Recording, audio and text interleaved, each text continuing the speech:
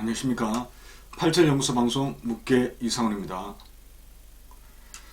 오늘은 제가 경험한 쇼킹한 체질검사 이야기를 해볼까 합니다. 기존의 사상체질 구별법에 관해서 심각하게 고민을 해볼 만한 내용입니다. 그런데 사상체질이란 사람 체질을 태양인, 태음인, 소양인, 소음인의 네 가지 체질로 나눈 것을 말합니다. 이를 구분하기 위해서 대부분의 한의원에서는 체질 검사를 외형과 성격을 중심으로 진행하고 있습니다. 여기에 체질 음식에 대한 반응을 고려하기도 합니다. 그런데 과연 이러한 방법으로 정확한 체질 검사가 가능할까요? 자, 먼저 사상체질에 대해서 간단하게 알아보고 이야기를 계속하겠습니다. 사상체질은 1894년 동무 이재만 선생에 의하여 확립된 체질의학 이론입니다. 인간을 장부 대소에 따라 태양인, 태음인, 소양인, 소음인의 4개 체질로 구분하여 각 체질에 따른 섭생법과 치료법을 제시하였습니다.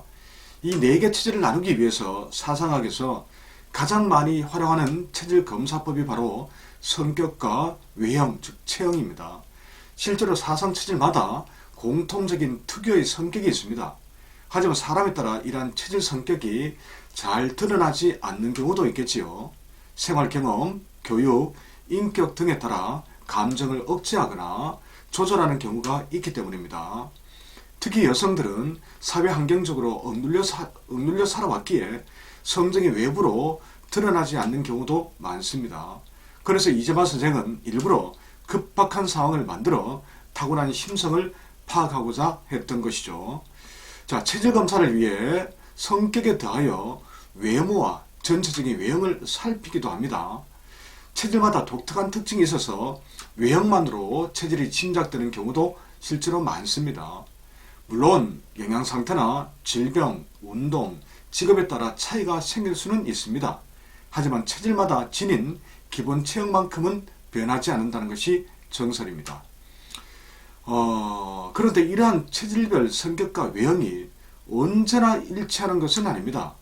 예외적인 상황이 생각외로 많습니다. 그런 사례 중에서 제가 최근 경험한 가장 쇼킹한 체질 검사 결과를 소개해 드리겠습니다.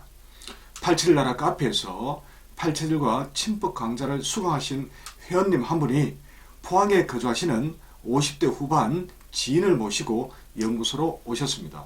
가까운 친척이자 동네 친구이기도 해서 60년 가까이 지냈으니 나름대로 체질을 짐작하고 계셨습니다. 그래도 혹시나 몰라 저에게 확인을 받고 싶었던 것이죠. 회원님의 친구 되는 분은 스스로를 평생 소음인으로 알고 있었습니다. 하지만 소음인의 비율은 실제 알려진 것과 달리 5% 전후밖에 되지 않습니다. 그래서 카페 회원님은 친구를 소음인이 아닌 태음인, 목양체질로 판단하고 있었습니다. 그런데 제가 체질 검사를 해보니 매우 뜻밖에도 태양인 금양체질이었습니다. 카페 회원님 표현을 빌자면 정말 쇼킹한 결과였습니다. 저도 역시 마찬가지였습니다. 친구분의 겉모습과 성격은 태양인과는 많은 차이가 있었습니다. 혹시나 실수했을까 싶어서 몇 번이나 체질 진맥과 오링 테스트를 반복해 보았지만 결과는 마찬가지였습니다. 약제 반응은 물론이고 무의식을 활용한 테스트에서도 역시나 태양인 금양체질로 진단되었습니다. 조개류에는 여지없이 힘이 들어갔고 즐겨 먹는 꿀에 절인 마늘에는 힘없이 손가락이 풀어졌습니다. 이렇게 다양한 방법으로 체질 검사를 했지만 그럼에도 두 분 모두 쉽게 납득이 되지 않는 눈치였습니다. 60년 가까이 함께했지만 태양인의 모습을 찾을 수가 없었기 때문이겠죠. 내성적이고 말도 별로 없고 나서길 싫어하고 손발이 차갑고 위장 기능도 약했습니다. 게다가 체형까지 좀 마른 편입니다. 어느 면으로 봐도 태양인 금양체질로 보기 어려웠습니다.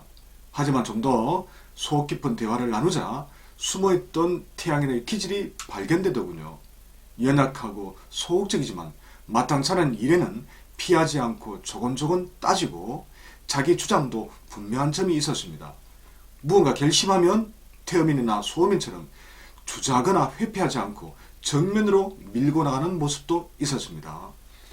그럼 이분은 왜 태음인처럼 보였던 것일까요? 바로 사주 때문입니다.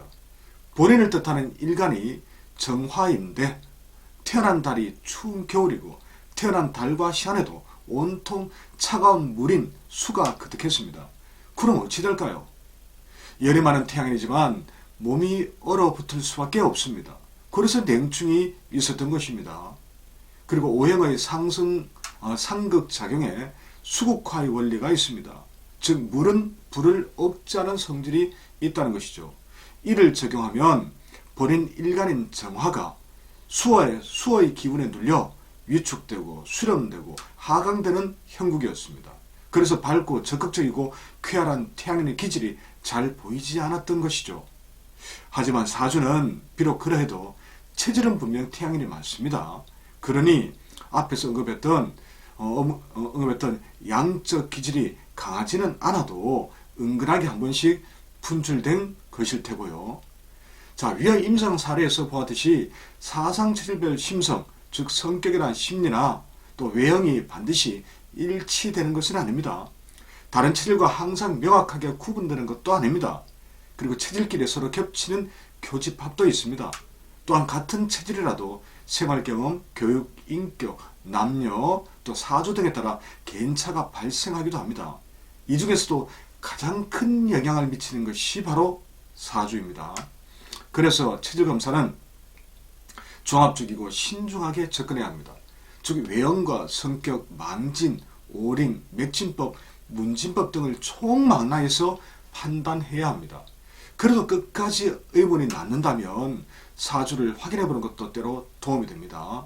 덧붙여 본인의 사상체질을 스스로 감별할 때는 선입견이 강하게 작용하기 때문에 객관성이 떨어질 수 있다는 점도 주의하셔야 합니다. 외모 역시 마찬가지입니다. 특징이 분명하지 않고 예외적인 경우가 있기 때문에 이것만 가지고 체질 검사를 해서는 안 됩니다. 퉁퉁하면 태음인, 머리가 크면 태양인, 왜소하면 소음인, 이런 식의 체질 검사법은 너무나 터무니없는 최악의 방법입니다. 결론은 사람 체질을 판단하는 일은 정말 신중해야 하고 최고의 전문가를 통해야 한다는 사실입니다. 87연구소는 신중하게 그리고 다양한 방법으로 체질 검사를 진행하고 있습니다. 87 검사가 필요하신 분들은 저 묻게 이상을 믿고 연구소로 한번 방문해 주시기 바랍니다. 최선을 다하겠습니다. 고맙습니다. 그럼 다음 방송에서 다시 뵙겠습니다.